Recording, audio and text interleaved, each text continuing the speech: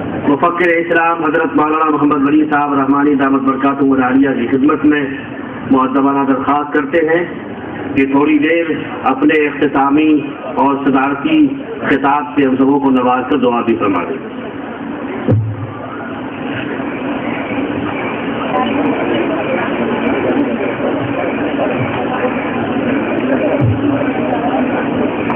बिस्मिल्लाहिर्रहमानिर्रहीम। सबसे पहले मैं खुशखबरी देना चाहता हूँ कि मुझे आप लोग बहुत मुख्तसर मरहले में झेलेंगे, ज़्यादा वक्त नहीं लूँगा। ये एहसास दिल में ताज़ा रहा कि बिहार बंगाल का आज़ादी की लड़ाई में जो हिस्सा है उसको डंडी मारा जा रहा है। इसी एहसास के नतीजे में हमारी गुफ्तगू प्रोफेसर लुत्फुर रहमान साहब से हुई और उन्होंने पुल का काम किया और जनाब अली जावेद साहब ने इस तजवीज़ को कबूल किया कि आज़ादी के मतवालों की सरजमीन और मीर कासिम की सरजमीन पर ये सेमिनार मुनक़िद किया जाए। और कुदरत की भी अजीब मसलहतें होती हैं। तारीख पढ़ी बढ़ी और ये 3, 4, 5 मई की तारीख हो गई। तारीख के सफ़हात को जब मैंने पलटाया तो बात ये आई सामने कि यही तारीखें हैं जब अंग्रेज़ों ने टीपू सुल्तान शहीद पर हमला किया। 4 मई को टीपू सुल्तान शहीद श्रीरंगपट्टनम के मैदान में, तपते मैदान में शहीद किए गए। और जब अंग्रेज जनरल को ये एहसास हो गया कि टीपू दुनिया में नहीं रहे तो उसने उनके सीने पर पैर रख कर ये कहा कि अब हिंदुस्तान हमारा है। क्या जोर था, क्या तवानाई थी, ये तो तारीख़दां हज़रात बताएंगे। टीपू एक अजीबोगरीब नाम है। अब उत्तर हिंदुस्तान वाले तो उन्हें याद भी नहीं करते। वो बड़ा आलिम था, बड़ा दानिश्वर था, बड़ा साइंटिस्ट था।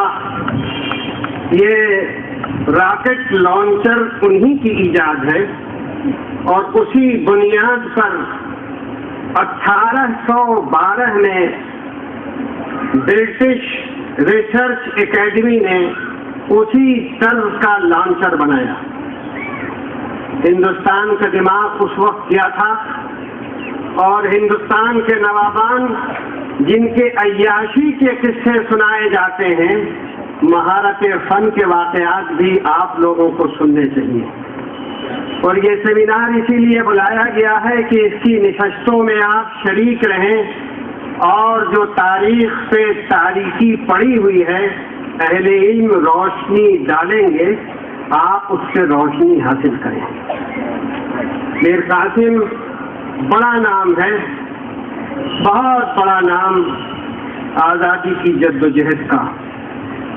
अभी हमारे प्रोफेसर NP सिंह साहब ने बात शुरू की और बड़ी काम की बातें कही, लेकिन जरा गौर कीजिए माहौल का क्या असर पड़ता है कि इतना तहकीक करने वाला इंसान प्रोफेसर NP सिंह कहानी शुरू की तो 1857 से शुरू की, जबकि ये कहानी उससे बहुत पहले की है। बिहार बंगाल का हिस्सा जिसका जिक्र किया जा रहा है उसमें हिंदुस्तान में अव्वलियत और इमामत का दर्जा बंगाल को हासिल है। अली वर्दी खां जद्दोजहद आज़ादी का बहुत बड़ा नाम 1754 का है। सिराजुद्दौला 1757 की जंग पलाची की। मीर कासिम 1763, 1764, उलमाए सादिकपुर 1734 से 1834। ये बड़े जली उन्वान हैं आज़ादी के, क्या कीजिएगा। कभी तो इनके नक्शे कदम पे चिराग जलते थे, आज़ादी के मतवालों को हौसला मिलता था। अब वो कहानियां भूली बिसरी यादें हैं जिन्हें हमने जुज़्वे-दान में तह के ऐसी जगह रखा है जिस जगह का पता भी हमें नहीं। इन यादों को ताज़ा कीजिए। 1857 की बात कही जाती है और हमारी मरकजी हुकूमत उसे सेलिब्रेट कर रही है। मैं नहीं कहता बेईमानी के साथ, ये जरूर कहूंगा जिहालत के साथ सेलिब्रेट कर रही है। जब ये बात कही जाएगी कि ये पहली जंग आजादी थी तो मैं बहुत आहिस्तगी से कहूंगा, कहाँ रखोगे मीर कासिम को, कहाँ छोड़ोगे अली वर्दी खां को, किधर बुलाओगे सिराजुद्दौला को, उलमाए सादिकपुर कहाँ जाएंगे? और फिर 1721 में तहरीर शाह वलीउल्लाह की, अगर शाह वलीउल्लाह नहीं होते तो वो रास्ता दिखाने वाला, शुरू करने वाला और जहनों को सींचने वाला अगर नहीं होता तो न जाने कब आजादी का ख्वाब हम देखते। लेकिन बहरहाल बात सरकार की है, वो सरकारी है। एक सरकार चली गई, दूसरी सरकार बैठी हुई है या अधिकारी बैठे हुए हैं। इसलिए कहता हूं तो जरा आहिस्ते से कहता हूं कि बात शुरू करनी है तो 1754 से शुरू कीजिए। शहीदों के खून को सफेद न कहिए, वो सुर्ख है, सुर्ख रहेगा। और जरूरत इसकी है और हमारी वफादारी भी यही है कि हम कहें कि यह सिलसिला बाकायदा 1754 में शुरू हुआ। 1857 की बात कही जाती है। मैं उन मसलहतों को समझता हूँ। मैं तारीखदान नहीं हूँ, तो ये याद पड़ता है कि हमारे इसी कॉलेज से मैंने भी तारीख की छोटी मोटी डिग्री जरूर ली थी, मगर मैंने कभी डिग्री हासिल नहीं की। वो इसलिए हासिल नहीं की कि ये तारीख जो पढ़ाई जा रही है वो तारीख नहीं है, तारीख की तोहमत है, शराफत से इत्तेहाम है, इल्म से इल्जाम है। और मैं ये चाहता हूँ कि उन लोगों की तारीख पढ़ी जाए और पढ़ाई जाए जो तारीख हौसला दे, सच्चाई का उन्वान दे, बुलंदी किरदार दे और कम से कम दर्जा यह है कि सच बोलने की सलाहियत दे। ये जो परमानेंट झूठ बोल रहे हैं, पहली जंग आजादी 1857, इसे कम से कम मुंगेर के सरजमीन पर तो न कहिए। मीर कासिम की रूह तड़पेगी और लाड किलाइयों ने जिसको मारा था गुल और सनोवर, जिसकी कब्र मौजूद है ली गार्डन में जो अब श्री कृष्ण वाटिका कहलाता है, उस कब्र में उसकी रूह तड़पेगी कि क्यों मरे थे हम, क्यों मरे थे हम। ये कहानी 1764 की है।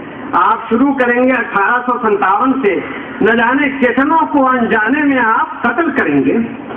अंग्रेजों ने कत्ल किया था, वो तो विदेशी थे, आप तो देशवासी हैं। आप तो कत्ल करने, जो कत्ल हो चुके उन्हें दोबारा कत्ल न कीजिए। उन्हें वो जिंदा हैं, उन्हें जिंदा रख दीजिए। और माफ कीजिएगा, क्या कहा जाए, अली जावेद साहब, ये सब कुछ बादिले नाखास्ता कहना पड़ा मुझको। ये सब कुछ बादिले नाखास्ता कहना पड़ा मुझको। मुझे मजबूर करती है मेरी खाके वतन शाही, मुंगेर की सरजमीन मुझे मजबूर करती है कि मैं ये बात कहूँ। और ये सब कुछ बातिले नाखास्ता कहना पड़ा मुझको। मिर्जा मशहूर बेग साहब तवज्जो फरमाइए, मुझे मजबूर करता है लहू शहीदों का लहू सा, मुझे मजबूर करता है शहीदों का लहू साथी।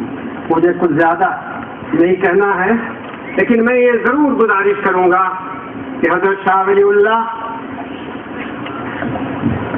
अली वर्दी खां, टीपू सुल्तान, मीर कासिम, उलमाए सादिकपुर के बगैर जो तारीख लिखी जाएगी उसमें ईमानदारी की आमेजिश बहुत कम होगी। इसलिए ईमानदारी के इस अध्याय को जोड़ दीजिए ताकि तारीख तारीख रहे, अफसाना न बने। इन्हीं बातों के साथ आपसे इजाजत चाहता हूँ। एक बात अर्ज करूँ, यहाँ NCPVL का बुक स्टॉल लगा हुआ है। किताबें मांग के पढ़ना अक्लमंदी है। खरीद के पढ़ना बाहिम्मत लोगों का काम है, और मुंगेर के बाशिंदे बाहिम्मत हैं, ऐसा मैंने सुना है। अगर ये सही है तो उसका सबूत दीजिए, किताब खरीद के पढ़िए। वस्सलाम।